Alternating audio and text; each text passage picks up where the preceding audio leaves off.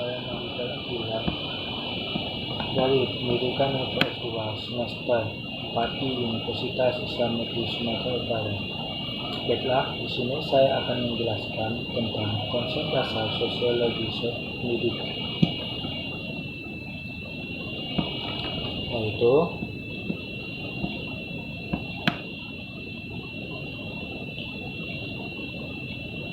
sosiologi berasal dari gabungan dua kata dalam bahasa Latin, yaitu socios yang artinya teman dan logos yang artinya ilmu. Secara keseluruhan, sosiologi berarti ilmu yang mempelajari masyarakat. Masyarakat itu sendiri adalah kelompok atau gabungan dari individu yang saling berhubungan berbudaya yang memiliki kepentingan yang relatif sama. Sosiologi bertujuan untuk mempelajari masyarakat dengan meneliti, mengamati, dan menarik kesimpulan dari perilaku masyarakat, khususnya perilaku atau pattern sosial manusia. Menurut Max Weber, sosiologi adalah suatu ilmu yang mempelajari tindakan sosial. Namun, hal ini tidak berarti semua tindakan yang dilakukan manusia tergolong tindakan sosial. Tindakan sosial adalah sebuah tindakan yang dilakukan atas dasar perilaku orang lain dan berorientasi pada perilaku orang lain. Dengan kata lain, tindakan sosial adalah tindakan yang diambil dan mengangkut dan mengaruh pada orang lain.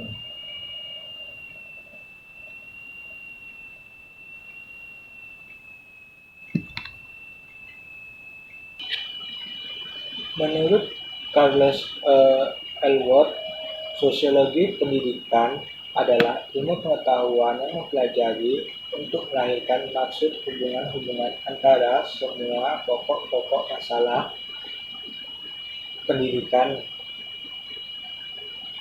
dan proses sosial. Tujuan sosiologi pendidikan yaitu sosiologi pendidikan yang pertama bertujuan untuk menganalisis proses sosialisasi anak baik dalam keluarga maupun masyarakat. Yang kedua, sosiologi pendidikan bertujuan untuk menganalisis perkembangan dan kemajuan sosial.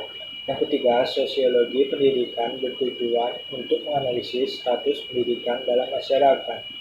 Yang keempat, sosiologi pendidikan bertujuan untuk menganalisis partisipasi orang berpendidikan dalam kegiatan sosial. Yang kelima, sosiologi pendidikan bertujuan untuk membantu menemukan tujuan pendidikan.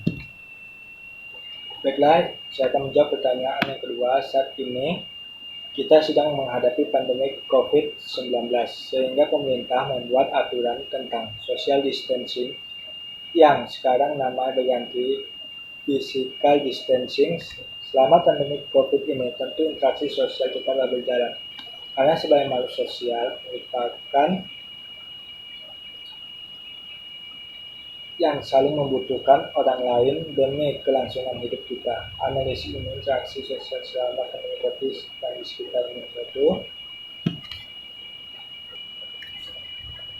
yang dilakukan oleh tim COVID-19 yang diadakan pada kecamatan, setiap kecamatan, kelurahan di daerah saya itu seperti melakukan penindakan kepada para wisata atau pendatang asing yang masuk ke suatu daerah tersebut, yaitu dengan cara melakukan sosial mandiri dan dengan cara melakukan penyemprotan disinfektan di setiap rumah-rumah dan melakukan pengecekan suhu tubuh bagi para pendatang yang masuk ke wilayah tersebut. Dan di sini di daerah saya, interaksi sosial yang kita dapat yaitu saya melihat begitu banyaknya masyarakat di daerah untuk membantu masyarakat yang kebutuhan ekonominya begitu kurang dalam memenuhi kebutuhan kehidupannya sehari-hari. Karena ini, tingkat solidaritas dan saling membantu satu sama lain itu sangat penting dalam COVID-19 ini. Yang ketiga, pandemi COVID-19 telah mengubah pelaksanaan PBN yang harus di dalam kelas dengan tatap muka langsung menjadi pembelajaran online daring analis. MA sebagai sistem sosial dan interaksi yang dilakukan melalui online atau daring. Yang ke B, teori ruang kelas, di mana menggunakan pendekatan interaksi untuk menganalisis perilaku dominatif integrasi dosen yang kepemimpinan dosen autokratik demokrasi leisure teacher center dan learner center melakukan pembelajaran secara online daring selama masa pandemi COVID-19.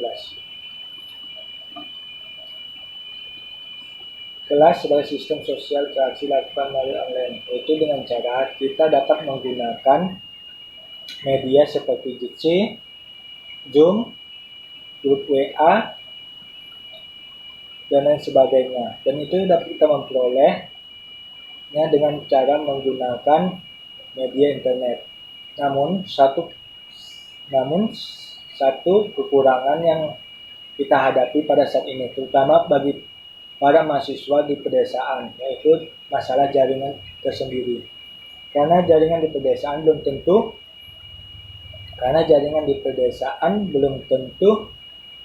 lancar dan masih banyak jaringan pedesaan yang masih sulit untuk menemukan jaringan internet tersebut.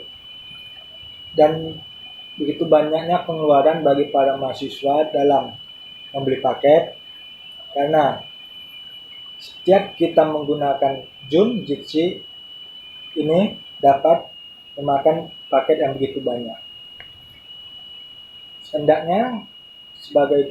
Namun kita lihat di sini kesulitannya, yaitu begitu banyaknya tugas yang diberikan oleh para dosen sehingga membuat waktu kita sulit terbagi. Namun itu kita harus wajib membagi-bagi waktu tersebut dan harus menyeimbangkan waktu tersebut. Itulah sekian hasil jawaban saya. Wabillahi taufiq wal hidayah. Wassalamualaikum warahmatullahi wabarakatuh.